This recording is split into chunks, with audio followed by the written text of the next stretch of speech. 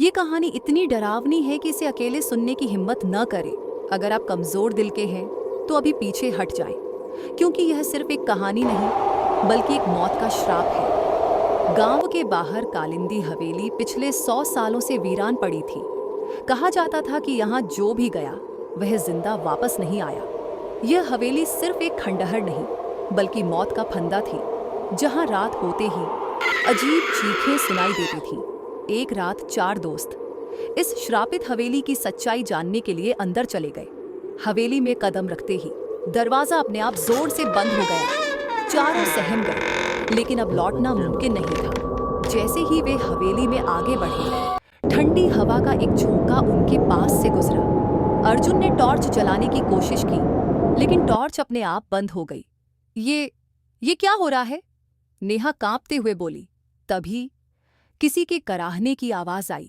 बचाओ, मुझे इस दर्द से मुक्त करो।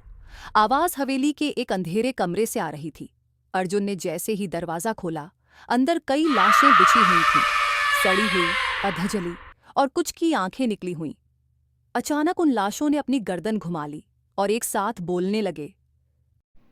तुम्हारा भी यही हर्ष होगा। तुम लोग यहाँ क्यों आए? एक भूतनी उनके सामने खड़ी थी। लंबे सफेद बाल, कटा हुआ चेहरा, जलती हुई लाल आंखें और सड़े हुए काले नाखून। तुम लोग इस हवेली के श्राप को तोड़ना चाहते हो? उसने खौफनाक हंसी हंसते हुए कहा। अगर जिंदा बचना है तो तुम्हें एक खेल खेलना होगा। अगर तुम जीते तो तुम आजाद, नहीं तो मरने के लिए तैयार हो जाओ। हर एक को एक सवाल का सही जवाब देना होगा, वरना उसकी आत्मा हमेशा के लिए हवेली में कैद हो जाएगी। रवि का सवाल था, मरने के बाद इंसान कहाँ जाता है? वह डर के मारे चुप रहा। रवि ने दौड़कर बाहर भागने की कोशिश की, लेकिन एक अदृश्य शक्ति ने उसे हवा में उठा लिया और दहकती हुई आग में पटक दिया।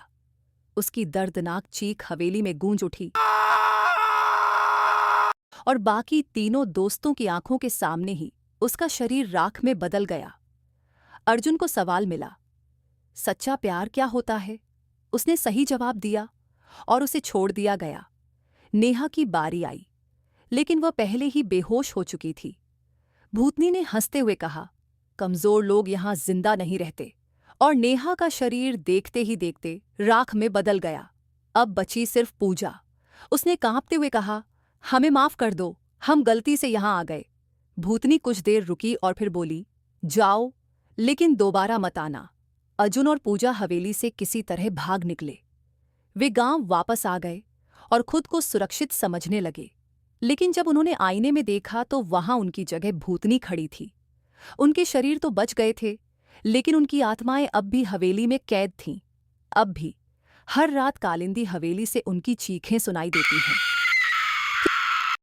क्या आप इस हवेली में एक रात बिताने की हिम्मत करेंगे? अगर हाँ, तो अगली बार हो सकता है कि हवेली में फंसे आप ही हों।